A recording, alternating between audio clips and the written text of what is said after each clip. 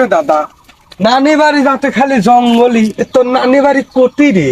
ওই মেলা দূর জঙ্গল আরেকটা আছে, বড় জঙ্গল আছে। আয় যাই, এত জঙ্গল আমি এই জঙ্গল দিয়ে গেলে এই নানি বাড়ি। দাদা, জঙ্গলে সাপ?